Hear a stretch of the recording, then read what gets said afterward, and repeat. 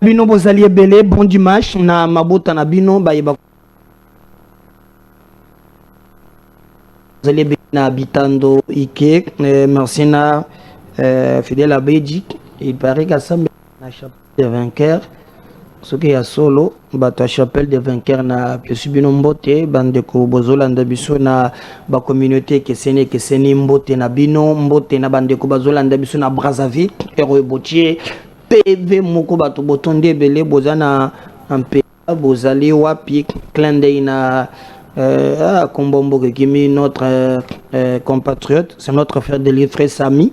Donc mbote na ye mbote na bandeko bazolanda biso na talangai bokomela kingai mbote na bato bazolanda biso na Matadi Kibala Héroï Botier TV belé na Katakukombe, vous nous suivez na Blue OTT International parce que votre chaîne est côté na babouké et belé. C'est pourquoi tout le monde a toujours que choisir MKBS Télévision et zali kopona vraiment aux ala au cœur ya ba actualité mbote na bande ko bazolanda biso na ville province ya Kinshasa na lobby hein nazo bande émission na ngana mutuna ndenge Kinshasa ezokufaka boy. Après chaque pluie, avec une attente là que quelques images là.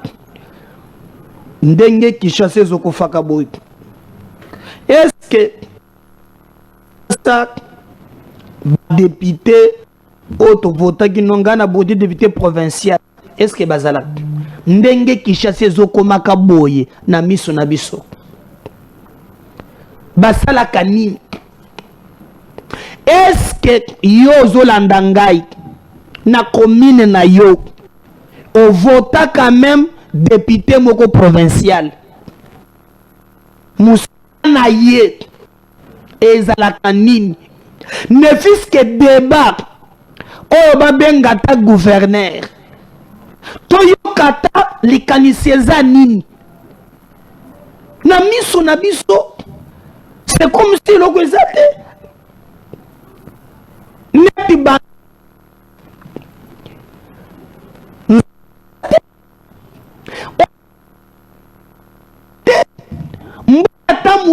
il faut te dire. Mais quelle est la politique que la ville est en place? Ce qui te cause par exemple, gouvernement national, par exemple là où il y a besoin de je connais super les tout moyen.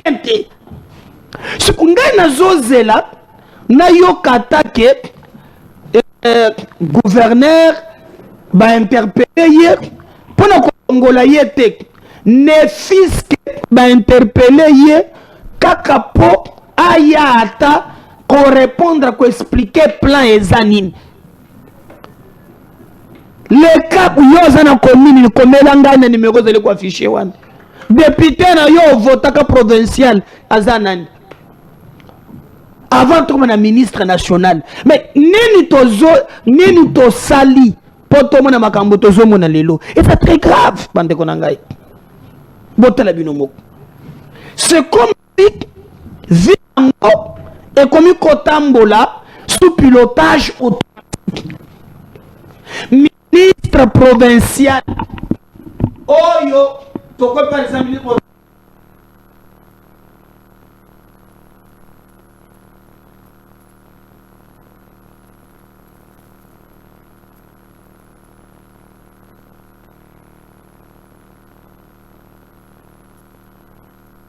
système ya mbeti umoni alati ke pia ko na mbula amona na kalisusu te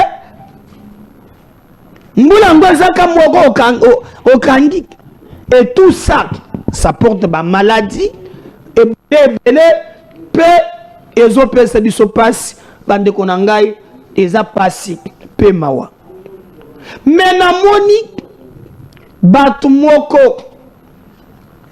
directement bazui cible na bango bazo attaquer cabinet ya président en l'occurrence na moni bazali kotia ba cible na bango na moko ya ba conseiller principal hein oyo et David Moukiba. Todinda boye cabinet à président un conseiller la Zawan. Est-ce que d'abord toyebi rôle il y a un conseiller azopé sa conseil? Au contraire, d'ailleurs n'a pas information zui lolenge bazotonga kanzela ye comme conseil principal après si ba conseil et belé bazolanda yete un ministre national et un ministre provincial. C'est les députés à leur niveau où basengeli ko interpeller. Mais quand on tourne le cible, comme les Alolenge appartiennent à Bango, pour l'attaquer, c'est tourné, c'est un faux débat. Un faux débat. Moi, je pense que, bon, mon qui même, dans ma cambo, il y a 100 jours, je l'ai vu comment, à Yakinaba, proposition, au Balanda qui est, quand il donne des conseils, et qu'il y a un ministre qui doit exécuter, à Boy, c'est au député. Oh, il y a interpellé, il y a un ministre. Mais c'est très facile, il y a qu'à tourner canot. Oh non, il y a un conseil principal à président, comme si c'est lui qui devait jouer un rôle et exécution. Non, c'est faux, archi faux. Et c'est un faux débat. Donc, bande konanga, mboka na biso, il y a des choses qui biso moko et sengeli to le bela yango. Voilà les conseillers, bah ça dit que le bela yawana. Bato bayebi na ba pona moni campagne mingi tango na tuni bayebi singai c'est un monsieur parfois très discret mais mon sala dit ko sala et c'est ko travailler ali ko pèse aza conseiller ministre moko azali mais bato bayebi carrière ya asali mon sala kitoko. Donc je pense que nous devons vraiment tirer beaucoup d'attention na oyo to zali comme na la base zali penza likambo oya bien ata contrairement ya ba rimero ezali ko tambola na moni pe bande konangai depuis un certain moment et ça les mikolo les gens s'attaquent sans pitié na ministre ya formation professionnelle azokanga ba centre ya ba formation professionnelle azali pe cabinet na ye na ministère bato bazo futa matek. Alors ngana loba kimbo il faut quand même na réunir. J'ai même reçu les gens qui m'ont appelé na loba kino na ko kende mbangu te, il fallait quand même peu ngape na zo ba élément mais na ba élément ngana zui bande konangai okomona par exemple ba centre mingi bolobaka o centre ya formation professionnelle ya l'état ezate ezali ba individu muntu asalelo kona ye abongoli yango ekomi professionnel alors que déjà dès le départ ndenga ko sala azana possibilité a tia pris a futa bato na ye parce que ça y a l'état. Mais tant ministre aïe, l'actuel ministre, vous savez que moi je suis quelqu'un de très rationnel, contrairement, je crois que vous devez partager en Guébélé. Marque qu'il a aïe, aïe kokuta que poto ezali, mbongo ya l'état, bazali kokabolango lokola blague, alors que ba défi ebele ezali. Aye kotia ordre. Donc, nous sommes au attaque one. Et zapo ordre lingeya a lingende abattre le musolo ya l'état. Oye kokota na libenga na yete. Na pe cet exemple. Pona Kinshasa na batu ba recensé.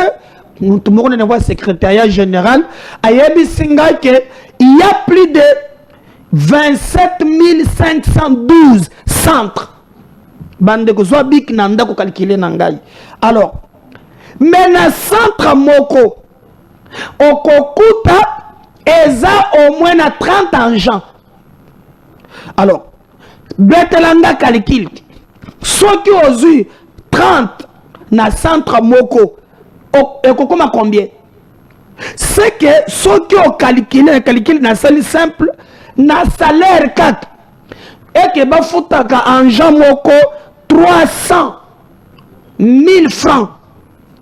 Toko tombe na une affaire, soit multiplié par 12, toko na ba 1000 milliards.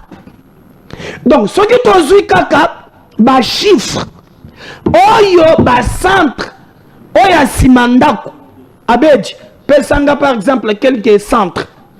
Botala par exemple, centre, bazolo ba ya l'étape, oyo mutu ba sali, botala par exemple centre de formation professionnelle, yango wan, Digablo ya mutu.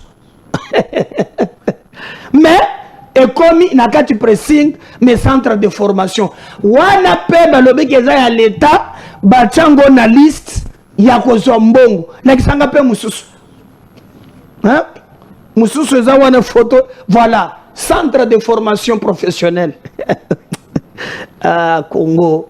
Congo eza mboka moko, ezo pese biso pasi. Donc, c'est pour vous dire que makelele bozo yoka, c'est parce que ministre alingi acha ordre. Ba centre oyo balingi bakutana na ministre, bakutana na ye bosololi, bo arranger ndenge zalelaka à la fin à copier sa matériel, vous signez des partenariats, que l'État vous accompagne. Mais quand vous créez biloko na bino moko, oh yo soki tokei na montant, on peut tomber dans les 1000 milliards, alors que le président de la République a outi koloba ye moko, il faut batala bien ba liste wan, ba fictif et de. Donc je pense que coup de chapeau na ministre, moi je suis pas quelqu'un de la gabadjele, mais ce qui est cause à la kenon, ba biloko wana ya muyibi là, nous l'encourageons. Débat, il y a constitution et zongi, bande konangai, parce que TV za radio te débat ya constitution et zongi, qui met ce débat la table. Bandeko, namoni batu mingi, bazolo baka tout ça. Bochab, sur le plan scientifique, c'est quelqu'un qui, en lui, on lui reproche rien. Bien qu'il a subi diabolisation, même s'il est là. Vous savez qu'il a été invalidé à la CNI près à la quête. Mais il est là, il revient comme scientifique à tirer débat comme un éminent professeur sur la Constitution. On va revenir juste après. Monsieur le doyen de la faculté de droit, mesdames et messieurs les professeurs et chers collègues, distingués invités, je voudrais d'abord remercier les organisateurs pour cette heureuse initiative qui a permis d'examiner la Constitution dans tous ses états. Photographie, radiographie, IRM, autopsie, rien n'a été laissé au hasard, d'autant plus que les auteurs comme Stephen Breyer estiment que la durée de vie moyenne d'une constitution est de 17 ans. La nôtre a dépassé ses caps et rentre dans la catégorie des exceptions. Après avoir suivi les différents exposés, la question de savoir s'il faut modifier ou changer les constitutions est inévitable. Car au cours de ces 20 ans, bien des phénomènes se sont produits, plaidant soit pour le maintien du statu quo ante, et soit pour une réforme cosmétique, puisqu'en raison du numérique sans frontières, la norme de beauté s'invite partout. Les vieux refusent de vieillir en se rajeunissant, et les plus jeunes pensent que par la teinture de leurs cheveux, ils ont atteint la maturité des jugements. Les autres, enfin, sont tentés par la table rase. La question de savoir s'il faut ou non modifier la Constitution ou changer les constitutions ne peut recevoir ni une réponse abrupte, comme s'il s'agissait d'une devinette, encore moins une réponse idéologique, car la Constitution du 18 février 2006 est la synthèse des idéologies qui prévalaient au moment où son élaboration a été effective. On ne peut donc pas privilégier une seule. C'est pourquoi la question de la méthode, de manière impérative, s'invite. Raison pour laquelle il va falloir rappeler les objectifs assignés à la Constitution par les constituants, tout en se demandant si ces objectifs ont été atteints. En deuxième lieu, il faut s'interroger si les valeurs portées par la Constitution sont... Monsieur le doyen de la faculté de droit, mesdames et messieurs les professeurs, chers collègues, distingués invités, je voudrais d'abord remercier les organisateurs pour cette heureuse initiative qui a permis d'examiner la Constitution dans tous ses états. Photographie, radiographie, IRM, autopsie, rien n'a été laissé au hasard, d'autant plus que les auteurs comme Stephen Breyer estiment que la durée de vie moyenne d'une constitution est de 17 ans. La nôtre a dépassé ses caps et rentre dans la catégorie des exceptions. Après avoir suivi les différents exposés, la question de savoir s'il faut modifier ou changer les constitutions est inévitable. Car au cours de ces 20 ans, bien des phénomènes se sont produits, plaidant soit pour le maintien du statu quo ante, et soit pour une réforme cosmétique, puisqu'en raison du numérique sans frontières, la norme de beauté s'invite partout. Les vieux refusent de vieillir en se rajeunissant, et les plus jeunes pensent que par la teinture de leurs cheveux, ils ont atteint la maturité des jugements. Les autres, enfin, sont tentés par la table rase. La question de savoir s'il faut ou non modifier la Constitution ou changer les constitutions ne peut recevoir ni une réponse abrupte, comme s'il s'agissait d'une devinette, encore moins une réponse idéologique, car la Constitution du 18 février 2006 est la synthèse des idéologies qui prévalaient au moment où son élaboration a été effective. On ne peut donc pas privilégier une seule. C'est pourquoi la question de la méthode, de manière impérative, s'invite.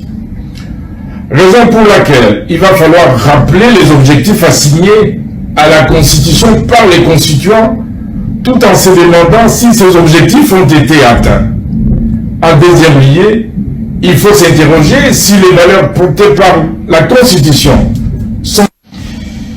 Monsieur le doyen de la faculté de droit, mesdames... Alors, j'espère qu'on a Bolandi, le professeur Évariste Bouchap, qui amène un débat purement scientifique. Je crois que du temps de Kabila à Koma qui lève, Mukanda Moko, il a été attaqué dans tous les sens. Aujourd'hui, scientifiquement parlant, a évoqué même à l'Obipo Naye, durée, Oyo, constitution, quoi ça là, a évoqué un Américain, le bio cause là, il y a 17 ans. Alors maintenant, le débat est lancé. Je crois que il faut maintenant tout le monde a professeur, ba élite, ba ya ko répondre, ba tu as débat, na o etali les fonds. Comme na lobaki, c'est quelqu'un qui na moya lelo, de l'andi ba témoignage, ya ba njoli, ya ba kamuleta, na l'andi ba te belé. Normalement, za bibliothèque, allais-je dire, na o etali makambu ya mibeko. Maintenant, là, c'est un débat. C'est un débat de fond. Alors, tous autres là, tu vas rencontrer naba élément ya tchena mesa. Donc, je crois que le débat est lancé. On va revenir naba Mikolo, Mizali et Koya. Alors, on va retenir aussi que na mboka nabiso tension ezali ko okitate na moni babenga kingai na bandeko moko oyo bazali ko se retrouver na bandeko ya bansele kuna ba médecin balobi soki ba trouver solution te na likambo oyo bato bakei na paka juma eko dégénérer. Alors gouverner c'est prévoir. Qu'est-ce qui se passe au geste? Bolanda Binongo, qu'on va revenir juste après.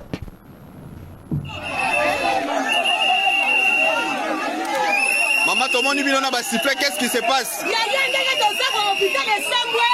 En tout cas, il y a une personne qui n'a pas de Juma.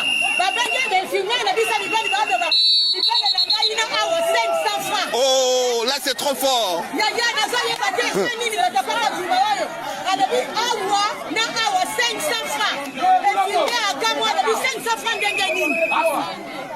Merci beaucoup en tout cas. Ok. Hôpital eza pour la malade et non pour la Pakajuma. Voilà.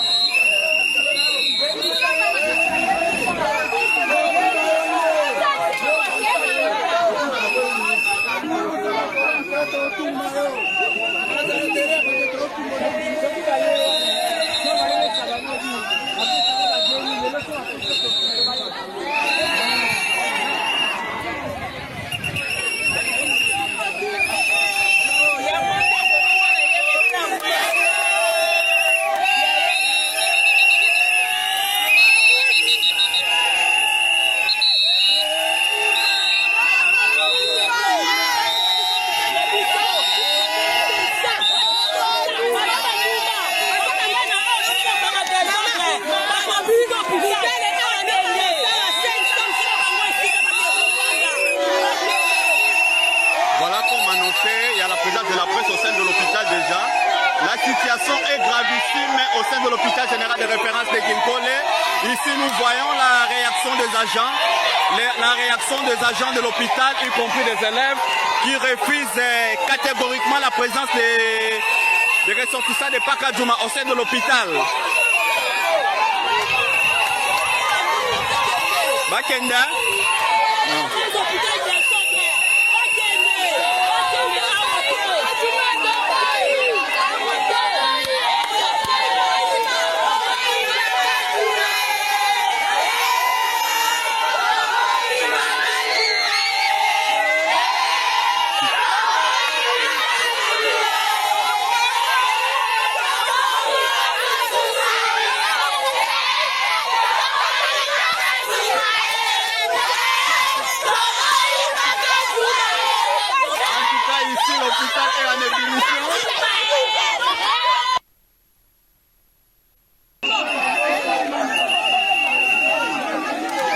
Maman, tout le monde dit qu'est-ce qui se passe? Il y a un gars qui est dans l'hôpital de Samboué. En tout cas, il y a une personne qui n'a pas de Juma.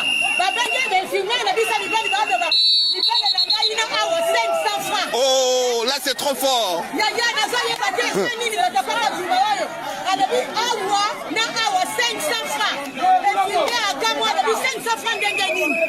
Voilà. Bon. Bazouengi Sabango. Je sais pas finalement les Kamboué ko sukandengeni mais bino moko bolandi bandogo bazana paka Juma côté batie mango kona est-ce que gouvernement atalaki bien té avant que ndeko tiango est-ce que planification coordination et salamité avant que le pire arrive bisoto la kisi bango balokalo lengeni ne bakoki ko gérer cette situation avant qu'elle dégénère parce que les informations tozui ezali penza malamu ata muke te Jean-Marc Kabound la qui si vrai visage naïk bon c'est la confusion te le visage était pour comme douter je parle visage politique donc ceux qui botali penza oyo à lobby et ça passe cause la opposant oui il faut que ça l'opposition mais partout au monde tango mboka eza menacé tout le monde a toujours bato baza en place baloka kalolenga ko bongisa makambo mais oyo to moni ya bakabund eza passe bande ko ngai Makambo Kabund à lobby, surtout quand il parle na ba M23, azo justifié, a commis porte-parole na bango. Pas sinamao. Dans ce commentaire, Abedi Sanga cet extrait. On va revenir juste après. On suit ça. Le M23 restera avec les Congolais qui sont là-bas. Nous n'allons pas les jeter tous dans l'océan. Ce sont des êtres humains, ce sont des Congolais. Ils évoquent des raisons qui justifient leur position actuelle.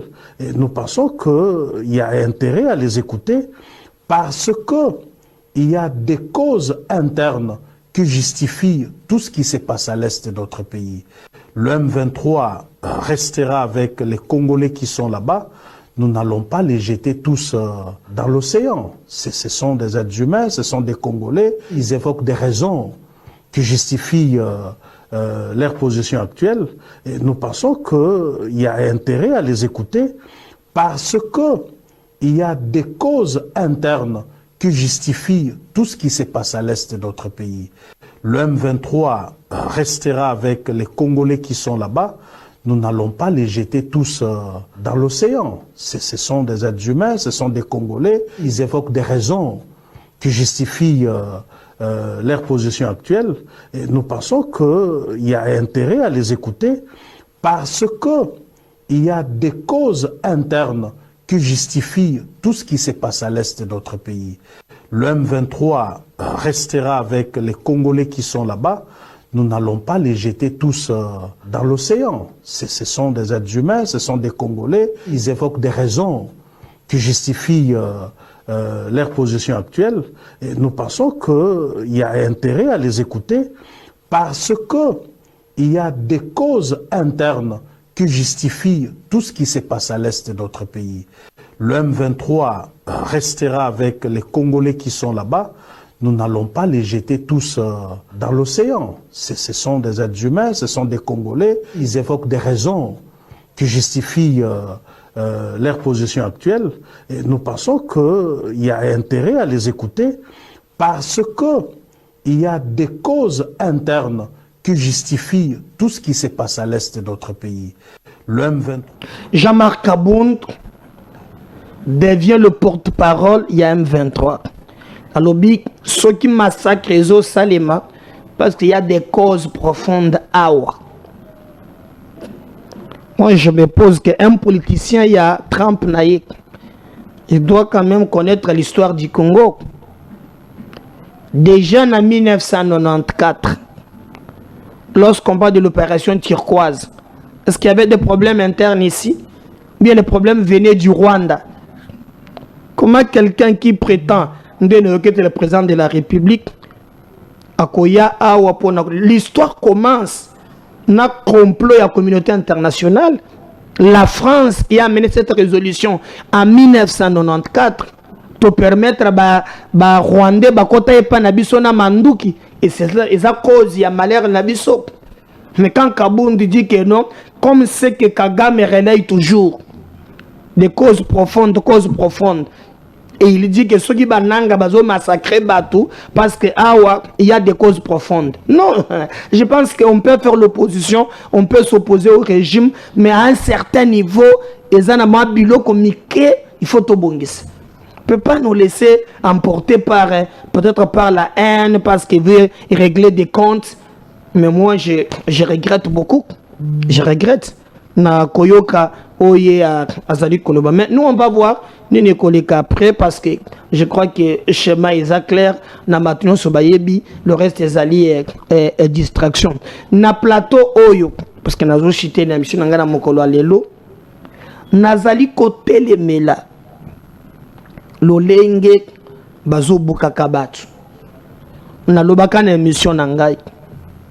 Ya na mobeko lobi l'État qui kozwa bisika pour la cause d'utilité publique.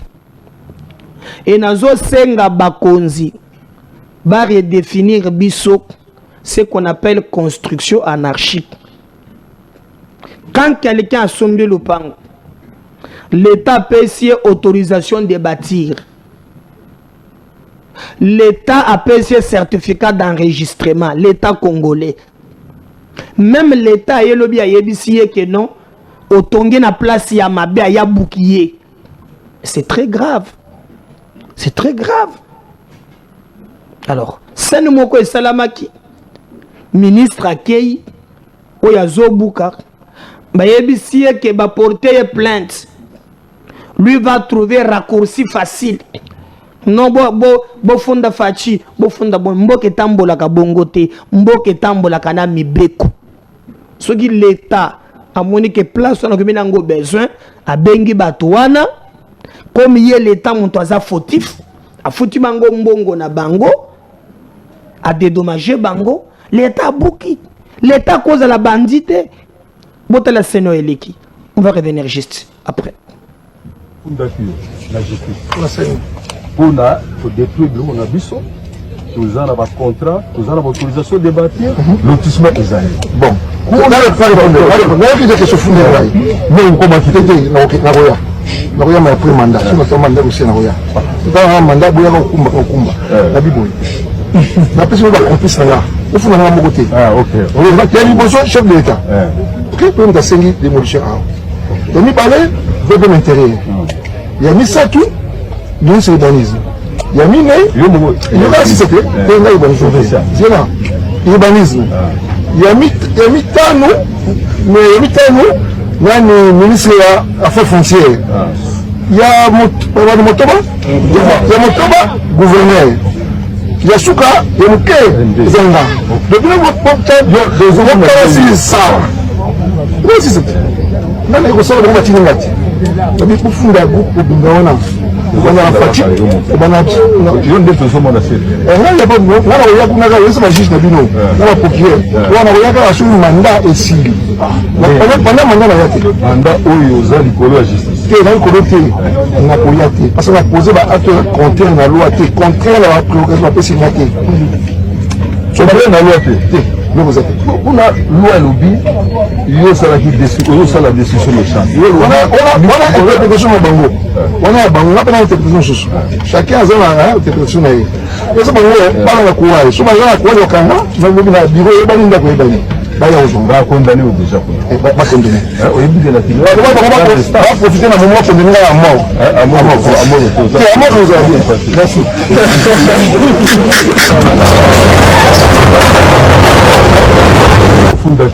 la justice. Pour détruire le monde abisso, nous avons un contrat, nous avons l'autorisation de bâtir, lotissement Isaïe. Bon, on a le faire de ce fond de mais comment tu t'es Nagoya. Nagoya m'a pris mandat, je me suis mandat aussi Nagoya.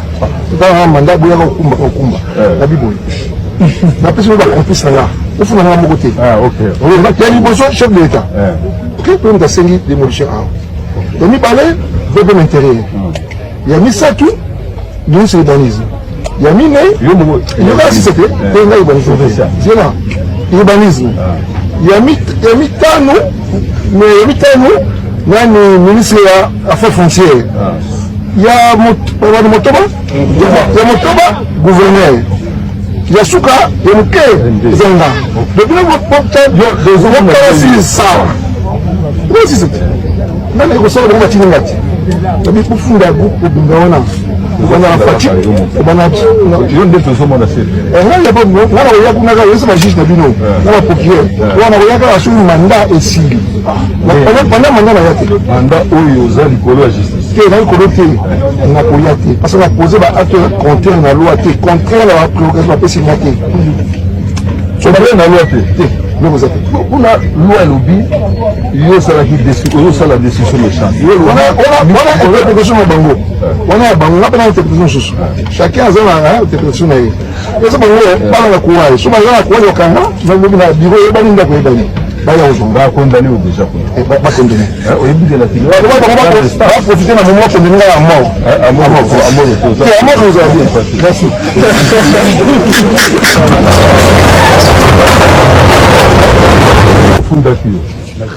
j'espère que Areba genda kufunda nano fachi. On a un raccourci facile. Merci beaucoup de nous faire confiance. Toko zongela na bino na ba numéro mosus. Le numéro reste affiché na ba écran. Tout solo na bino boko biso parce que MKBS Télévision reste à votre chaîne. À tout à l'heure les programmes et de l'analyse. Merci. Bye.